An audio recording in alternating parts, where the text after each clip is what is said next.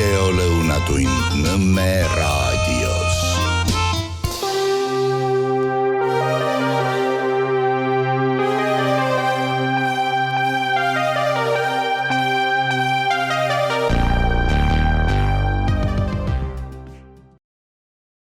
Tere hea ja mõtlev Nõmme raadio kuulaja, vaataja. Minu nimi on Kertu Luisk ja see siin on Vabaduse hääl. Saade järjekorra numbriga 108. Ma tean, et ma võin vahepeal oma saadetes jätta sellise õela paranoilise mulje. Ja see ilmselt juhtub siis, kui inimene ei ole olnud pikaaegne jälgija, ehk siis ta ei saa aru, mis mu mõte on, miks ma neid saateid teen. Ja absoluutselt, ma ise tunnistan ka, et vahepeal ma olengi õel. Ja kui ma olen ülekohtuselt õel ja keegi saab sellest haiget, andke julgelt teada, klaarime asja ära, aga sellist kuidagi nagu kibestumist, ma tõesti selle ühiskonnas toimuva osas, ma tõesti tunnen, ma tunnistan seda endale, ma tunnistan seda avalikult, seda, et ma paranoiline olen, teate see natuke paranoiat minu kogemuste pealt, see võib tervislik olla. Sest et kui me võtame ainult seda, mis me oleme mustvalgelt ees, puust ja punaseks tehtud, siis me võime liikuda kuhugi, kus me enam ei saa aru, mis toimub, sest see tee käib niimoodi sammhaaval, lähed, ja kui sul kogu aeg mingid loosungid ja tekstid, mis kinnitavad kellegi loodud illusiooni, siis sa mingitki ei pruugi ka aru saada, kuhu sa omadega jõudnud oled. Ja mis puudutab igasugust agenda 2030 ja nii edasi, inimesed, kes sellega kursid on, saavad väga hästi aru, mida ma sellel silmas pean. Ja siin oli ka selline ütlus, et minu vanune ja nii õel, nii paranoiline. Ja siis ma mõtlen, et aga olge head, öelge mõni minu vanune, kes ei lahuta ära oma meeli, ei seaduslike ega ebaseaduslike meele, kuidas ma ütlen, tujuparandajatega, isegi kohvi mu keha ei talu, ma tunnen, et midagi läheb nihkesse. Ja kes jälgib ühiskonnas toimuvat, kes ei ole ennast maha müünud kuhugi vaikima või mitte mõtlema, kui sa mõtled kaasa, mis toimub, siis ausalt öeldes mingi koha pealt hakkab ikka väga rõvedalt hõõruma.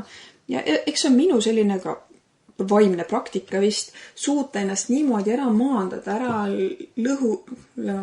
lahustada need asjad, mis on, et see ei hakkaks koormama, häirima, et ma ei muutuks selle toimuva õuduse peegelduseks oma sellise olekuga siis. Ja eks see on teekond ja mis veel ikka. Õelaid peale minu on veel, kui see teid või mind lohutab. Härra Tsahkna tegi video, kus ta siis võimas video, kuidas ta käis Hiinas. Ühtegi mängukanni sel korral polnud kaasa võtnud, eelmine kord tekkis sellest väike pahandus, et niimoodi meie raha eest võetakse miskit lõbustust kaasa. Uhke postitus, aga enamus reaktsioone olid naerunäod. Ja mina vaatasin oma selle hiljutise siukse tagasiside pealt, et ma õel olen, et teised on ka õel, et miks ma siis ei või nagu niimoodi väljendada ennast kuidagi. Ja see on ka see koht, kus tuleb endalt küsida, aga kas see on see nagu olek, millega ma tahan edasi minna. Ja siis ma läksin sellest naermisest ja õelusest läbi ja mõtlesin, et aga tegelikult kas päriselt on naljakas, kui meie riiki esindavad sellised tegelased ja siis seda teksti loed ja mõtled, et see on meie välisminister, teeb sellise postituse, mis asju ta seal kohapeal veel suust võis välja ajada. Ja siis tulebki aru saada, et mitte ainult sellest mullist, mida me omavahel võime luua, kus me kambakesi lähme mingisse seisundisse, kus me arvame, et ongi okei naerda kellegi üle, hea tunne on. Isegi Rootsi konverentsil üks spetsialist, kes seal lava peal oli, siis ta ütles, teate, et sellest hullust ajast läbi minna tulebki välja naerda. Need inimesed, kes teevad neid asju meie suunal, seal oli siis teemaks COVID ja pangandus, kõik muu, mis on selle agenda 2030 osa, et tulebki välja naerda lihtsalt. Aga mingis plaanis ma tunnen ikkagi siuke nagu koolikiusaja teema tekib, siis et meie kambakesi võtame kellegi ette, siis naerame ta üle, et seda sellist tasakaalu ja inimlikkust sealt seest leida, see on paras kunst, ma tunnen. Ja väga lihtne on tänases päevas minna selle hädaldamise ja kirumise teed valesti, kas või see, et meid maksustatakse vaeseks, maksuralli, aga kõik maksud ei tõuse, üks maks näiteks langeb. Hasartmängumaks, sest et elagu sõltuvused ja pahed ja meie, kes me siis oleme väga närvi ära läinud. Võib-olla mõned meist avastavad, et kasiinos on mõnus ennast maandada ja siis saame olla tänulikud, et et sealt maalt midagi läheb odavamaks. Maja võidab igal juhul. Langetate maksu, ei tõstate maksu. Hasartmängude puhul maja võidab alati. Ja see ei kehtigi vist ainult kasiinode kohta. See on igasuguste, on see meil, ma ei tea, mingi ministeerium või ametkond. Maja võidab. Õelutus on veel. Kõigil oli siin hiljaaegu tore, lõbus, tehti kostüümitralli, Halloween. Mu omal head tuttavad ka inimesed, kellesse ma tegelikult inimesena suhtun hästi, kes on täitsa okeid inimesed. Mõistlikud, meeldivad, kerge suhelda. Aga seal samas ma mõtlen, et me räägime muudkui vägivald on halb, kiusuvabad koolid, kuigi mu enda laps tuli ära ühest koolist, ühest kiusuvabast koolist ja ma tean veel lapsi, kes on sealt kiusuvabast koolist ära tulnud just sellepärast, et kiusatakse ja täiesti lahendamatud probleemid. Kui prominendi laps kiusab, siis õpetaja ongi veits siuke abitusseisus, aga kiusuvaba kooli loosung peab lehvima. Ja vägivald on siis ka lubatud, kui sa valid õige poole, on ju. On see siis Venemaa versus Ukraina, Palestiina versus issakene, mis seal oligi. Ausalt, et ma olen vahepeal ennast natuke ära. Ühesõnaga Iisrael versus Palestiina. Siis valid õige poole on vägivald okei. Aga see on nagu meie keskel, meie lapsed mängivad mingeid veriseid tegelasi, kummitusi, kolle, rõhk on hirmutamisel, õudusel. Ma arvan, et me kuskilt oleme natuke lühises omadega. Et heakene küll, et neid välissõdasid finantseerida, see mängib üle meie peade, aga kui me oma lapsekesi võtame sellesse õuduste ja vägivalla teemasse tõmbame sisse, siis ma arvan, et see on ka mingi selline asi, millega ei tohiks nagu kaasa minna. Seal sees olles on lõbus, on ju, teeme ennast mingiteks seksikateks nunnadeks, on ju, Halloweeni puhul. Ja siis lastele verised kihvad ja nii edasi, on ju. Mis seal ikka? Kui inimesed on rõõmsad, õnnelikud, heakene küll, aga selle asja selline olemus on ju ikkagi vägivald. Ja siis imestame, et oi, et kuskil keegi kedagi lööb ja elab ennast kuidagi välja, järgmine hetk verisoolikad ja muu. Ma ei tea. Ja üldse mingitel hetkedel me peame aru saama, et teatud asjad käivad üle meie peade. See Halloween käib üle meie peade, kui poes on kõik kohad seda trääna täis. Muidugi meie lapsed arvavad ka, et see on midagi meie kultuuri osa. Nii, mis meil on veel tekkinud meie nii-öelda elu osaks, on see, et meil on mingid mugavused loodud, on emapalk, see tervisekindlustus emadele on ju. Aga ma jäin mõtlema, et kas ei ole mitte väga peen võte anda emadele see emapalk ja siis kuidagi hakata timmima selle asju ikkagi nagu lahjemaks või kas või see, et see kindlustus, tervisekindlustus, sul on 3 aastat ja äkki seal 1,5 aastat, ehk siis sa pead emana juba hakkama mõtlema, kui ma pean nüüd 1,5-aastase lapse kõrvalt tööle minema, et mul oleks see tervisekassa, siis see 1,5-aastane laps lasteaias ja paljud viivad minu jaoks selline vaatepilt, mul on rõve, sest ma tean, mis kvaliteediga on need tavalasteaiad, kui on väga hea südamlik ja hea kasvataja, palju õnne teile. Aga kui ametis hoitakse jumala mürgiseid ja kiusavaid direktoreid, siis mingi hetk võivad ka need head kasvatajad murduda ja minna selleks halliks massiks, kus, ma ei tea, siuke sigala õhustik on. Ja ma olen siiralt tänulik nendele õpetajatele, kes suudavad kogu sellest tohuva pohus olla südamlikud, sellised emalikud, vanaemalikud. See on meistriklass minu silmis. Aga isiklikust kogemusest ma olen siin teiega jaganud ka, kui need sellised südamlikud ja head jäävad jalgu, ei poe piisavalt, siis neil on lennuk ja alles jäävad sõbrannad ja muud, kellel ei pruugi isegi vastavat kvalifikatsiooni olla. Aga kuna järelevalvet nende juhtide osas teostab kohalik omavalitsus ja juhid pannakse pukki üldjuhul poliitilistel kaalutlustel, siis nii on. Ja kogu see luukered kapis teema, ka natuke Halloween on ju, siis sa väga ei kanguta neid, kui seal on mingid juba mustamad sidemed tekkinud. Ja siis ongi see olukord, kus meil luuakse see emapalga mugavus ja see võetakse ära. Ja siis tekibki see selline, kuidas ma ütlen, nagu tagasi löök, et oot, aga kui ma nüüd lapse saan, siis mis minu elust saab, on ju. Ja nii me jõuamegi sinna, et kus me olime toetatud, meie emadel ei olnud emapalkasid ja meil oli peres 4 last. Saadi hakkama. Nüüd loodi mugavus ja seda mugavust võetakse ära. Kas või see laste toetuste näol tõsteti, langetati. Ja nüüd vaikselt talle räägitakse, et peab ikka koomale tõmbama. Nüüd oli ka see teema, kuidas siis seda töötukassas tõmmatakse asi koomale, et kui 3 aastaks sul pole 8 kuud töötanud, siis seda kindlustusraha ei saa, aga sul on võimalik siis seda mingit sotsiaaltoetust taotleda mingit X-teed pidi. Nii et see mäng käib väga peenelt ja strateegiliselt läbimõeldult. Siin ei ole mitte kui midagi juhuslikku. Ei ole see, et raha sai otsa. Rahaga on päris kaunid lood tegelikult, aga lihtsalt seda suunatakse sinna, mis on tellimus. Näiteks Postimees Majandus kirjutab, Kliimaministeerium jagab toetusi vasakule ja paremale. Võib ju öelda, mis rõõm, vähemalt ei ole enam ainult vasakule, aga vasakule paremale siiski tähendab seda, et palju kulub. Möödunud aastal jagas Kliimaministeerium toetusi 460,1 miljoni euro jagu, mida kõike oleks saanud ära teha selle rahaga. Õhtuleht Michal on öelnud, kaitsekulutused on tõusnud nii kõrgele, et meie lapsed saaksid vaenuliku naaberriigi kõrval rahus elada.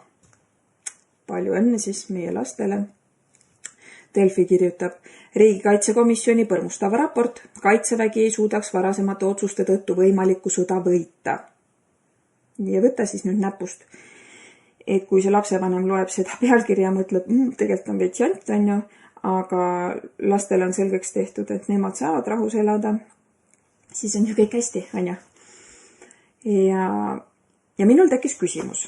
Kui nüüd käis läbi ka selline pealkiri, et Riigikantselei palkas ajakirjanik Hendrik Roonemaa inimeste sõjahirmu vähendama. Kui palju raha kulutati sõjahirmu õhutamisele? Ja kui palju raha kulutatakse nüüd selle sõjahirmu vähendamisele?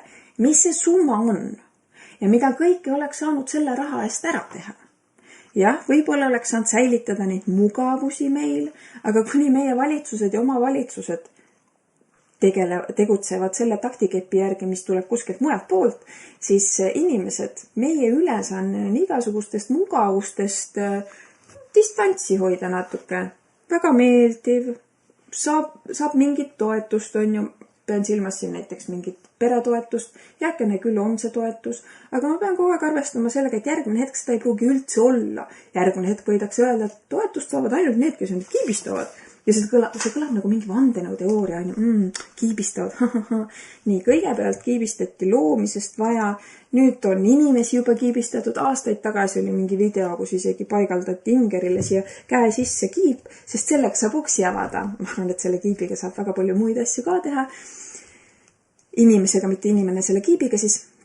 Igastahes see, mida tehakse loomadega ja nüüd, kus siis aasta loomaarstiks kuulutati inimene, kes oli siis väga tegija täiesti põhjendamatus tapmises, oleks tehtud nendele loomadele siis test, kas neil on antikehad olemas, kas neid see katk üldse ohustab. Ei, kümnete tuhandete viisi tappa.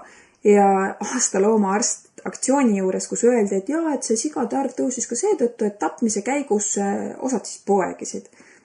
Emad, kes te kujutate ette, mis stressis sa võid olla, et sa sellise tapmise aegu lihtsalt poegid ära. Ma ei tea, kas see siis loom tajub, et siis mu laps vähemalt pääseb või ma ei tea. Midagi on kuskil täiesti nässus, aga miks ma seda räägin? See, mida tehakse loomadega, meile ära normaliseeritakse. Järgmine hetk, siis kui see tervisekassa asi on tühjaks ära lüpstud, siis ei ole enam võimalik sealt süsteemist raha välja lüpsta sellega, et ravime inimesi, hoiame selle elusurma piiril. Siis on eutanaasia selline lahendus, et tervist on nässu keeratud, aga eutanaasia. Ja siis need eutanaasiaarstid mujal maailmas eutaneeritakse ka väikseid lapsi. See asi on lihtsalt nii ära lobistatud ja vaadataksegi normaalselt. Raske, elu on täis kannatusi. Äkki hakatakse koolis kiusama. Äkki tal armuelus ei vea. Mis iganes. Äkki saab kehvale töökohale. Eutaneerime. Ja siis need arstid saavadki meil tulevikus. Mujal maailmas juba saavad. Ma oletan, ma ühtegi vastavat artiklit ole näinud, et nüüd eutaneeria sai aasta arsti tiitli. Aga see asi ei ole siin meil kaugel. Ja mis siin veel on olulist märgata? Illusioonidest rääkides. See selline paranoilisus natuke tuleb kasuks just selliste illusioonide läbinägemisel. Ühes saates ma rääkisin sellest lusikapeost, kus siis tehti postitus, et oli lusikapidu ja Kertut oma perega poleks nagu seal olnudki. Jälle minu selline õelus ja paranoilisus ja kibestumine on ju. Mind ei olnudki piltide peal. Aga mis seal ikka? Natuke oli kergendus, sest ega selle väikse beebi kõrvalt, pluss veel 3 last majapidama ja tööasjad. ega ei ole aega iseendale väga panustada, et vaadata sealt pildi pealt, küll on ikka puhanud ja särav naine, küll ta ikka on tubli inimene, et leiab enda jaoks kõige selle kõrvalt aega, hoolitseb enda eest. Minu hoolitsus on see, et ma tegelen selle kuplialusega hommikul ja õhtul teen oma mingid sellised mõtlemisharjutused läbi, võimalusel võimlen, aga seda, et ma kuskil, ma ei tea, mingit kuidagi seda ilu poole pealt väga pingutada jõuaks, no seda ei ole. Ja mis seal ikka, selles mõttes oli kergendus, et minust pilte seal ei olnud avalikult. Aga asun asja kallale seal lusikapeol lõigati maha, kuidas linn kingib igale perele ühe pildi. Nii, okei, tore. Ja siis me olime seal beebiemmedega ühes grupis, me oleme seal koos viibimine, lapsed kõigil enam sama vanad, käisime kõik, enamus meist käisid seal lusikapeol ja siis emad tõid välja, et kulged, aga seal oli sellel arvel, kui tellisid need pildi käitlustasu 2,50 ehk siis iga foto tellides maksis 2,50 ja juures oli siis ka käitlustasu 2,50, mille peale siis teravamad taibud ütlesid seal, et kulge, et kas ei ole mitte see sama linna poolt kingitud pilt või... Ja ma ise ei tulnudki selle seose peale, kuigi ma olen ju nii paranoiline. Aga tõesti, linn kinkis siis pildikese on ju, aga kui seal üks naine ütleski, et ta tellis 4 pilti, ehk siis see üks pidi olema linna poolt kingitus, summa oli ikka 10 eurot. Ja siis ma mõtlengi, et kas see oli nagu teadlik või juhtus kogemata, igatahes siuke kuidagi nöök tunne. Ja võib-olla me tõesti beebiemmed, me oleme siuksed pahurad väsimusest, askeldamist, isegi kui sa seda ööd jutti ära magad, on väga hea laps, siis päeval sul on ikkagi kõik need toimetused, tegemised, et see selline väsimusfoon on ikkagi läbiv. Nii et jah, kingitus my ass. Aga nüüd midagi asjalikku ka. Vesi, wasser, water, agua, vada, mida iganes, aga see koosviibimine, kus ma siis käisin koosolek täpsemalt 28. oktoobril kell 5 Võru vallamajas, Väimelasse kavandatava mineraalvee tööstuse detailplaneeringu arutelu siis. Vallavalitsusele on tehtud ettepanek detailplaneering lõpetada. Muuhulgas on ilmnenud uued asjaolud. Kui vallavalitsus andis möödunud sügisel kõigepealt ehitusload puurkaevude rajamiseks ja hiljem takkajärgi algatas detailplaneeringu, siis eeldasid nad, et õhusaastet ei esine.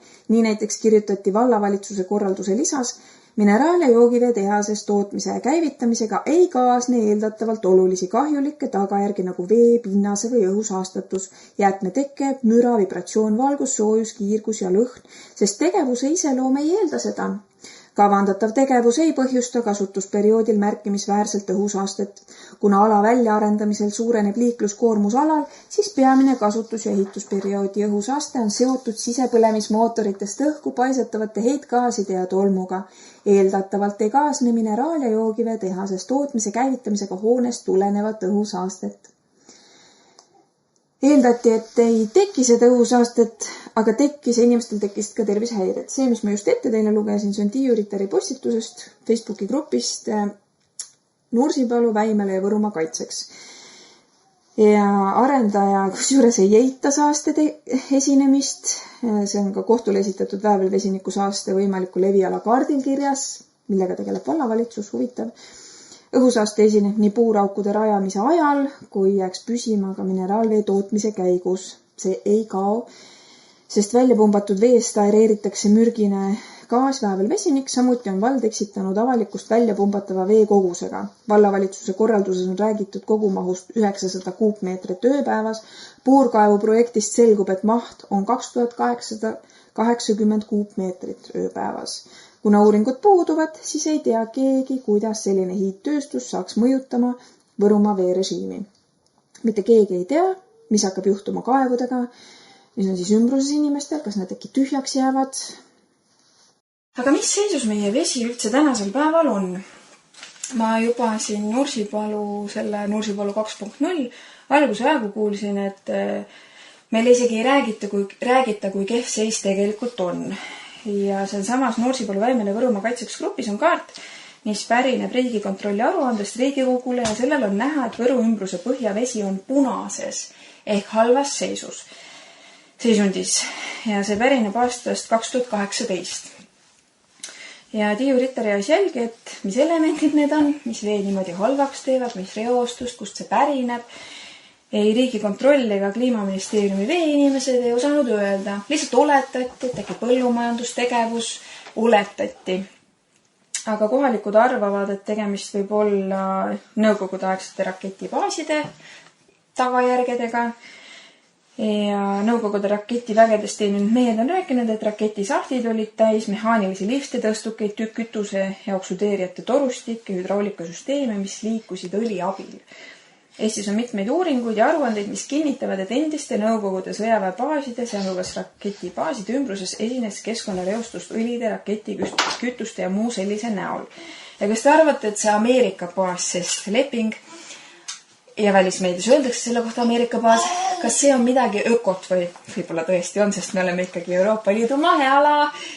Et ma ei tea, mulle tundub see kuidagi nagu nöök, et teil on seal USA baas, tehakse igasugu asju, kusjuures see puurkaev, mis nemad seal tegid, on oluliselt sügavam kui kohalikud tehtavad kaevud ja kui selle kohta uuriti, siis öeldi, et et kes endale teeb selle kaevu, siis otsustab kui sügav, aga ju nad siis teavad, et seal ülevamalt poolt, kus muidu lihtrahvas endale vett võtab, et seal on asjad võib-olla natuke tuksis. Ja miks ma seda veeasja ei usalda? Mul on filterkann. Väga ruttu läheb see filter läbi ja mul on filterkannu põhjas isegi mingi pruun kihikene. Nii et ma arvan, et need uuringud, mida meil linnas ka tehakse, oma asi, et ma ei ole nüüd raha kogunud, et teha need uuringud, siis ise testida oma vett.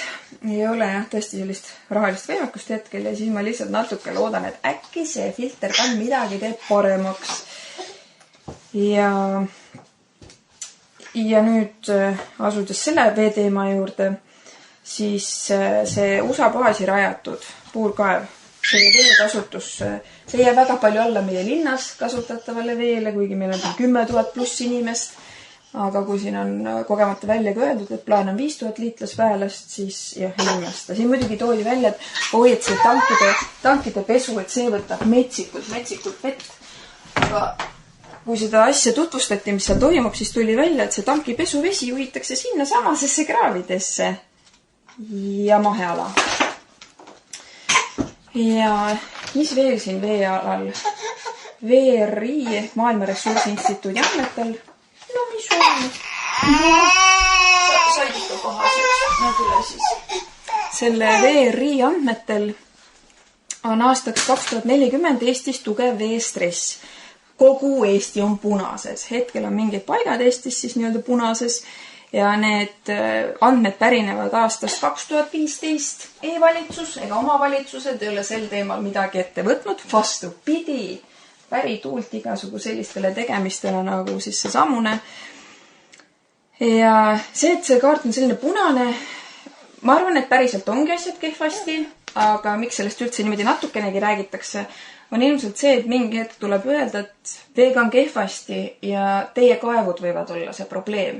Ehk siis maksustada ka see kaev, mis ei käi läbi selle veetsentraalsüsteemi, mis siis on meil igasugu võruveed ja muud nähtused.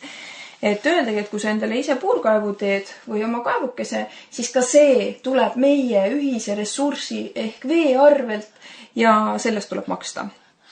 Fakt on see, et veega on kehvad lood. Ja keskkonnaportaalis on 2022. aasta põhjavee varubilansi aruanne, millest on näha, et vaba jääk on siin 1800 kuupmeetrit ööpäevas.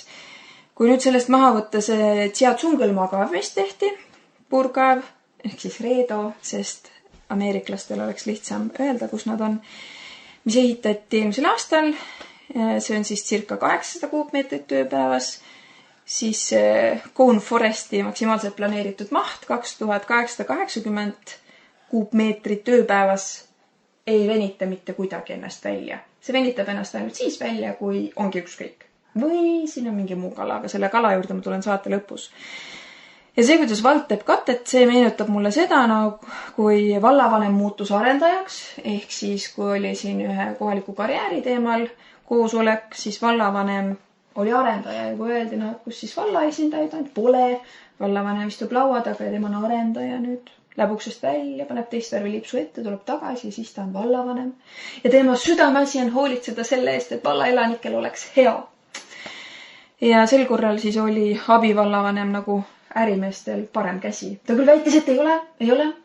Ja ometigi asi nägi välja, haises täpselt nii. Ja sama muster oli ka selle USA baasi rajatava puurkaevu aegu, kuidas see puurkaev oli ära tehtud.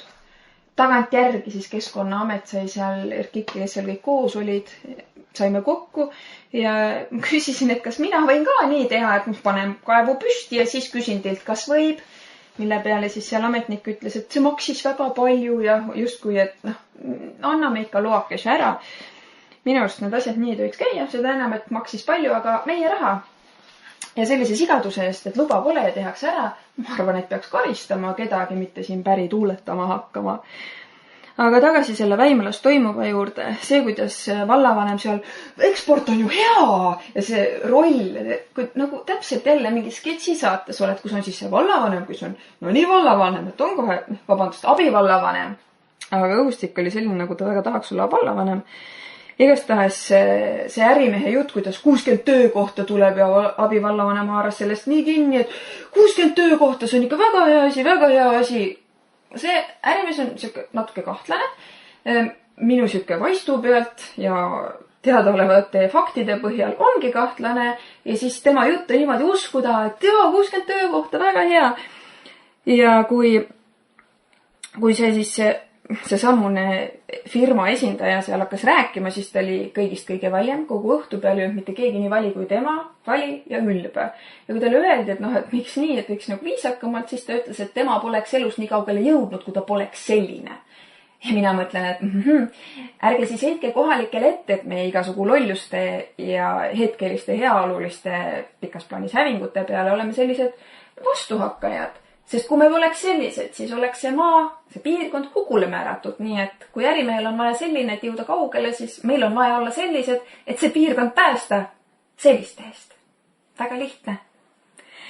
Ja siis ta näitas seal oma keskmise sõrmega puurisüdamiku jämedust.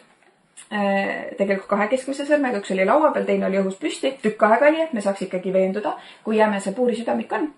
Ma ei märganud, et see keskmine sõrm oleks tal olnud teistest sõrmedest väga palju erineva jämedusega, oleks võinud näidata ka mõne muu sõrmega, aga valis selle keskmise ja demonstratiivselt tükk aega, et siis väljendada, ma arvan, oletan, suhtumist meisse, suhtumist meie sellisesse vastulekusse. Ja neid teisi, kes seal tema kõrval olid, see ei paistnud väga häirivat, sest et nii see nägigi välja. Temal on huvi, või õigemini tema teenindab kellegi huve, ka isiklikke huve, sest ta on see vahend, kes selle pealt teenib. Ja vallavanem siis väidetavalt sellepärast, et muidu kaebaks ju ettevõtte nad kohtusse, ei saa vastu olla. Aga kui kohalik elanik peab minema selle asja vastu kohtusse, siis meil on see küll kohtukulu ja kui vald ütleb, et oi, me ei saa siin, vallal oleks siis ju kohtukulu, kui me läheks nende vastu kui me ei anna luba või midagi muudame, siis minnakse kohtusse. Vaatan, kas ma leian kiiresti selle ülesse, et ma ei...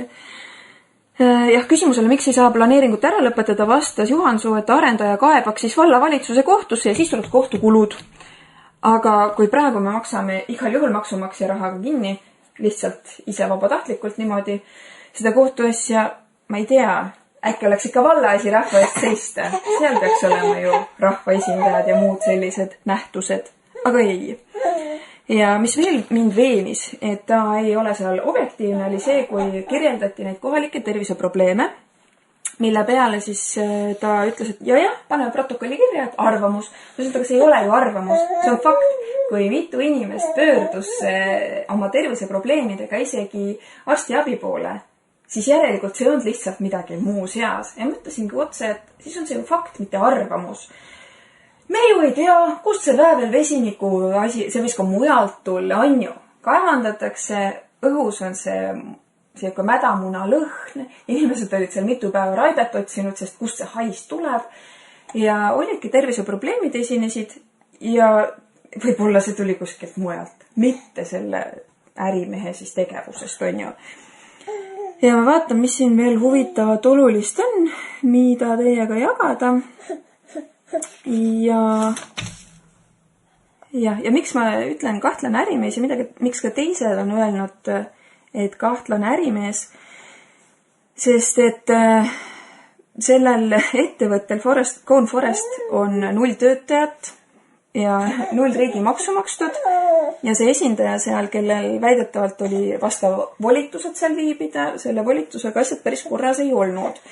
Ja seal on veel üks pool, mida mina arvan, et meedia oleks võinud kohal olla, seda asja kajastada, sest et Vene äri, Vene, kõik Vene on paha, aga ometigi jagan taas kord Tiiu Rittari jagamisväärseid leide. 24. veebruaril 2022 aastal algas siis Ukraina sõda, Venemaale kehtestati sanktsioonid. 17. oktoobril 2022 registreeris Venemaa ärimees Sergei Uger Tartumaal Soinastes 100% temale kuuluva Cone Forest OÜ. Uger sai firma registreerida, sest tal oli kehtiv e-resistentsus. Ugeri e-resistentsus lõppes märtsis 2023. 23. märtsil 2023 pikendati Ugeril e-residentsust uuesti 5 aastaks kuni aastani 2028, kusjuures Venemaa kodanike pikendamistaotlused võidakse vastu võtta ainult siis, kui on täidetud 2 tingimust. Peab eelnevalt olema e-resident ja peab olema püsiv majandustegevus. Riiklikus e-residentsuse andmebaasis on need 2 tingimust mustvalgel kirjas. Piirangud Venemaa ja Valgevene kodanikele. Osana Euroopa Liidu sanktsioonidest pärast Venemaa agressioonisõda Ukraina vastu otsustas Eesti valitsus kehtestada järgmised piirangud. Venemaa ja Valgevene kodanike esmakordseid taotlusi ei vaadata läbi. Venemaa ja Valgevene kodanike pikendamistaotlusi võidakse vastu võtta ainult siis, kui mõlemad järgmised tingimused on samaaegselt täidetud. Taotlejal on varem väljastatud e-residendi digitaalne ID ja ta on selle kätte saanud. Taotlejal on Eestis püsiv majandustegevus ja ta täidab kõiki selle tegevusega seotud kohustusi. Nii. Ühesõnaga e-resistentsuse pikendamise tingimus on püsiv majandustegevus. Avalikest andmebaasidest ei nähtu, et Ugeril oleks olnud 2022. aastal Eestis püsiv majandustegevus. Teatmik näitab tema ainsaks firmaks Cone Forest OÜ. Tolle 17. oktoobril registreeritud Cone Foresti 2023 aastaaruandes seisab, et ettevõttel ei ole müügitulu ega töötajaid, milline oli Ugeri püsiv majandustegevus Eestis 2022. aastal ja kuni 2023. aasta märtsini. Kui majandustegevuse nõue ei ole täidetud, siis mille alusel pikendati Ugeri e-residentsust? Kui ettevõttel ei ole müügitulu ja töötajad, siis kas sellisel ettevõttel saab olla püsiv majandustegevus? Kas püsiv majandustegevus, selle alla liigitub Venemaa kodaniku Sergei Ugeri laen Cone Forestile, seal oli siis mingi selline tehing. Ja 2023. aasta aruandest on tsitaat: tegev ja kõrgema juhtkonna ning olulise osalusega eraisikust omanike lähedased pereliikmed ning nendega valitseva või olulise mõju all olevad ettevõtjad on andnud laenu 1 085 000 eurot.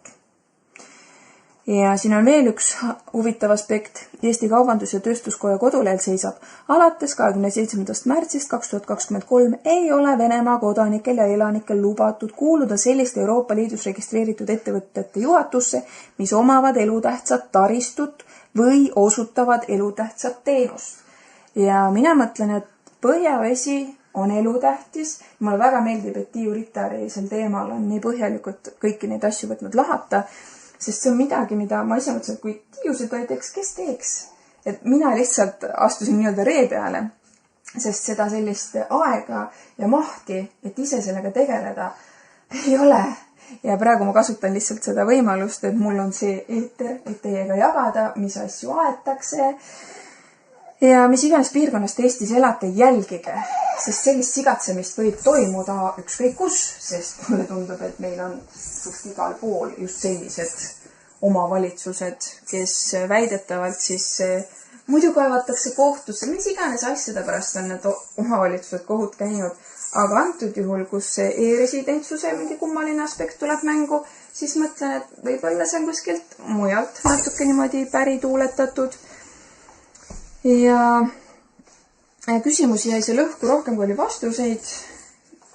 Ja üks hästi huvitav selline teooria, kuna see investeering stiilis, et tahetakse teha 3 puurkaevu ja ainuüksi see 1 kaev läheb maksma 650 000. No seal on juures kõik see taristu ehitamine ja nii edasi. Ja nüüd, kui hakatakse tagantjärgi tegema neid mingeid uurimisi ja selgub, et ei tohi teha, seal öeldi ka, et see ongi suur risk neile ometigi ja kui ei saa ikka teha, siis ju ei tehta. sellised rahad põlema panna, ma arvan, et neil on täiesti kama kaks, mis seal saama hakkab. Kuidas see lõpuks mõjub. Ja selline raha magama panna, et Tiiu Ritter käis välja sellise hüpoteesi, kas mineraalvee kaevanduse kattevarjus teevad Vene ärimees ja Venemaa kapital väimelas geoloogilisi uuringuid. Uuringud, mille tulemused endale hoitakse, annaksid aasta või paari pärast võimaluse ujuda välja mõne kaevandamislao taotlusega, sest uuringud on tehtud. Ja võidaksegi kaevandusluba saada. Nii et selline väike hüpotees siis õhku. Ja praegu on meil võrukeele nädal käimas veel. Palju huvitavaid ettevõtmisi, sündmusi on selle nädala jooksul olnud. Ja siis ma mõtlesin alguses, et ma teen siis võrukeelse saate ja siis ma jäin teema peatuma, et see on nii oluline teema, nii oluline ja suur sigadus. Ma ei saa riskida, et midagi läheb kaotsi. Ja siis nüüd Georg otsustas, et ta oma sellise kaasautoriks olemisega. Ma loodan, et midagi ei jäänud siin kõrina taha või mingi lalina taha niimoodi kuulmata. Läks nii. Ja saate lõpuks selline natuke pehmem ja minu jaoks isegi natuke naljakas teema. Nii et kui Georg nüüd natuke kõrinaga tausta teeb, vast ei ole hullu. Põllumajandus- ja toiduamet mõni aeg tagasi tegi postituse. Plaanid osta Hoidise sotsiaalmeedia kaudu, mõtle enne kui ostad. Sotsiaalmeedias müüakse sageli koduseid hoidiseid, moose, mahlu, seeni ja muud head paremat. Kuid enne ostmist tasub hetkeks peatuda ja mõelda, mida ma tegelikult ostan ja kellelt. Uuri, mis hoidises on. Küsi, milliseid koostisosi on kasutatud, eriti oluline, kui sul on toiduallergiaid või talumatusi. Müüdaolu hoidisel peab aga alati olema märgistus, mis annab tarbijale vastava teabe. Igal hoidise pakendil, purgil, karbil ja nii edasi peab olema toidu nimetus, koostisosade loetelu, netokogus, säilimisele märgistus, näiteks parim enne koos kuupäevaga. Vajadusel säilitamistingimus, näiteks pärast avamist hoida külmkapis, valmistaja, pakendaja või müüja nimi ja aadress. Lisaks peab olema 100 grammi toote toitumisalane teave, kuid väike käitleja võib sellest erandina loobuda. Palju õnne. Mooside, želeede ja marmelaadide puhul peab nimetus andma teada, millistest puu, marja või köögiviljadest toode on valmistatud. Samuti peab olema kirjas, mitu grammi puuvilju, marju või köögivilju on kasutatud 100 grammi toote kohta. Kui tegemist on seenesaadusega, veendumisseened on hoidises kasutatud. Mitte kõik seened ei ole söödavad ning vale seen võib tekitada tõsisest terviseriski. Küsi, kuidas hoidis on valmistatud ja säilitatud, kas purgid on korralikult kuumtöödeldud, kas neid tuleb hoida külmkapis või võib toatemperatuuril. Koduste hoidiste puhul ei ole alati tagatud sama ohutus, mis ametlikult registreeritud toidukäitleja toodetel. Pea meeles, eraisikult ostetud toitu ei saa tagastada ega vahetada. Enne ostmist mõtle, kas oled valmis vastutama toidu ohutuse eest, sest kui ostad toidu mitteametlikult käitlejalt, ei ole selle üle tehtud ametlikku järelevalvet. Ametlikud toidukäitlejad tegutsevad järelevalve all, mis aitab tagada toodete ohutuse ja jälgitavuse. Kusjuures ma olen ise seda juba praktiseerinud koolilaatidele, kui ma olen teinud mingeid asju, ma olen pannud sinna kirja, millest koosneb. Stiilised šokolaadikooked, siin on see komponent, too komponent. Lihtsalt sellepärast, et mulle endale meeldib ka näha, millest on tehtud, mis õlisid, rasvasid on kasutatud. Ja selles mõttes ma tunnen, et see on midagi natuke nagu common sense on ju. Ja seal on ka see pool, et ma arvan, et su asja ostetakse paremini, kui inimene teab, mis seal sees on, mitte selline tundmatu hämmetus ja nimi on see, osta. Natukene on siin mul ikkagi see tunne, et natuke reguleeritakse üle. Kui inimene teeb oma maasikamoosi, mitu grammi maasikaid sul kulus ja nii edasi, maasikamoos on maasikamoos.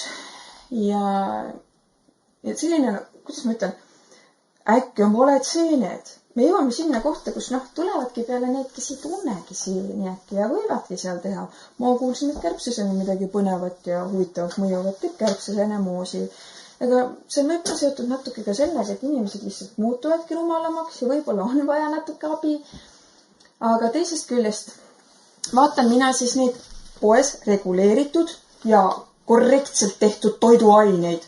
Vaatan see, too, mis see tähendab, mis too tähendab ja mõtlen, huvitav, kas mitte ei peaks sellised asjad keelatud olema meil poelettidel? ei tohiks nagu müüa, kas mingi ametkond võiks sellega tegeleda, et meil nagu mürgiseid asju ei müüdaks poelettidel, võiks ju. Ja siis ma mõtlen, ei, meil on ju olemas see samune, mis ta oligi. Aga ametlik värk on kirjas, et siin on see ja too hilja küll pakendil isegi avastasin, et see oli selles plaanis lahti kirjutatud, võib lastel põhjustada mingeid häireid. Väga tore. Teisel etiketil täpselt sama seda hoiatusteksti juures ei olnud.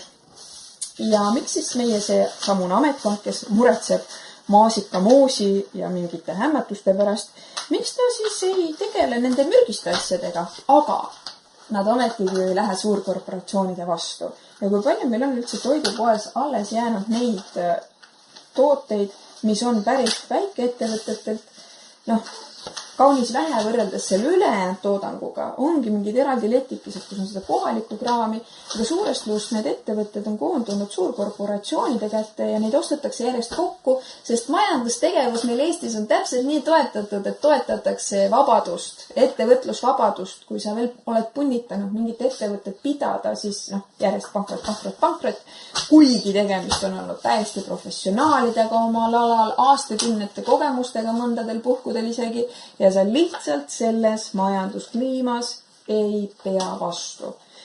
Ja siis tuled suurkorporatsioonid appi, ostavad teie asjad üle, kui just neile ei tundu see mõttetu ja lasevad lihtsalt vaatavad pealt, kuidas pakrot üle omadega. Ja siis meil ongi siuke, et oi, kuidas sa need kurgid tegid ja su laps võib minna poodi ja osta mingit lausmürki. Olla pärast mingi täpiline, mis iganes oksendada on ja see on okei. Nii et ühest küljest on ülereguleerimine ja teisest küljest on siuke, ei näe, pole olemas, las nad olla, see on korrektne, etiketil on kirjas, et need on mürgised, las olla. Kuidagi nagu topeltmoraal ja ühte topeltmoraali ma olen veel märganud on see, kuidas on õhus, et et seal oli see tulistamine, too tulistamine ja meil on vaja hakata, ühesõnaga mingi meelsuspatrull siis, et need inimesed, kes võivad olla potentsiaalselt ohtlikud, ennetame kuritegusid. Ja siis on mingi rets, kes ongi olnud vägivaldne juba väga noorest east saati teinud igasugu retsi asju ja siis öeldakse, et me ikka anname võimaluse inimesel paraneda ja ei paranenud. Läks hauda, võttis 2 inimest enesega kaasa. Et seal koha peal, kus on reaalne juhtum, inimene on teinud ja siis kuidagi nagu väga pehmelt koheldaks, äkki ikka hakkab inimeseks. Ja siis need, kellel on vaja seda meelsuspatrulli, need ma kujutan ette, et hakkavad siin täie rauaga saama. Ja neid juhtumeid juba on, kus sa väljendad ja tegelikult objektiivselt sa kuulad mõlemaid osapooli, aga kuna sa juhuslikult kuulasid ka seda osapoolt, mille argumendid on selle teise osapoole suhtes väga palju üle, hea jagu üle, siis sa oled ikkagi ohtlik. Siis ikkagi sa öelda, et sa tegeled objektiivse meediaga, sest et objektiivne on see, mis sulle ette antakse ja sellest lähtuvalt sa pead liikuma. Ja siin selle nädalas varasemas saates räägiti ka, toodi näide, kuidas üliõpilane peab siis oma nendest väljaütlemistes töödes lähtuma mingist juba retsenseeritud ja teise teadlase poolt öeldud asjast, siis ma mõtlen, et kas see ei ole mitte vaakum, sest et kõik need teadlased, kes julgevad esitada ebamugavaid küsimusi, need ju elimineeritakse, tõugatakse eemale, häbimärgistatakse ära ja jäävadki ainult need, kes selles vaakumis toimetavad, kellel ongi täpselt nii, et täna on mees ja naine, homme võib-olla ka 20 sugu, nad lähevad selles ühes vaakumis kõik koos lõpuni välja. Ja selles plaanis ma tunnen, et ma olen päris õige otsuse teinud antud hetkel, kus ma vahepeal juba kaalusin, et aga läheks omandaks ka selle kõrghariduse, et siis ei saada nagu mölised, et mingi kõrghariduseta kodupärane, mida temaga teab. Tänasel päeval ma tunnen, et ma väärtustan oma aega niivõrd palju rohkem, et sellesse, kuidas ma ütlen, ma ei taha öelda aja raiskamine, sest seal sees on ka päris palju seda, mis võiks ju kanda, aga palju on ka tühja mahtu. Ja see oli juba siis, kui ma esimest ülikooli läksin. Lihtsalt tunned, kuidas sa istud tunnist tundi ja sa tegelikult saad seal nagu nii üli vähe. Ja mis mind veel sellise kõrghariduse ülistamise juures paneb muigama on see, et ülikooli aega ma vaatasin mitut inimest, kelle teed grupitöid, räägid, vaatad, kuidas need ennast väljendavad ja mitme inimese peal ma mõtlesin, et kui tema või tema saab selle kõrghariduspaberi kätte, siis see paber ei ole mitte kui midagi väärt. Ja siis ma ei tunnegi, et mul oleks väga vaja sinna ennast litsuda ja pigem siis saadagi neid teadmisi. Üks asi, mida mina väga kõrgelt hindan, on selline meister-õpipoiss lähenemine. Hoidagi endast targemate inimestelegi, kellega rääkida, kelle lugusid kuulata, lugedagi targemate inimeste raamatuid ja kas või selliseid, millest esimese hooga üleni nagu aru ei saagi. Aga püüad ja nagu mul on siin teismeast üks kogemus budaõpetuse raamatuga, kuidas ma ei saanud sellest raamatust aru, aga mingi hetk need sõnumid ja mõtted hakkasid minu sees mängima, esile tulema. Aga jah, Saane sai see stämpene saada tuona. Ja järgmise saate ma saa juba üksinda teda. Meil on Saane teistmoodu nätäl, kun me oleme katekõiste koton ja siis oli võimalust panda teda kellegi tõsed tarre mängu. Saane sai ta saada kõike hääd ja järgmise kõrrani hoidku oma tervis hää ja kui juhtuski nii, et tervis nakkas määnestki streiki tegema, siis mitte tuu pärast, et tervis on halb, vaid et esi olti olnud hinda vastu kippen nagu halva või oli hinnast piisavalt kullõlnu. Aituma!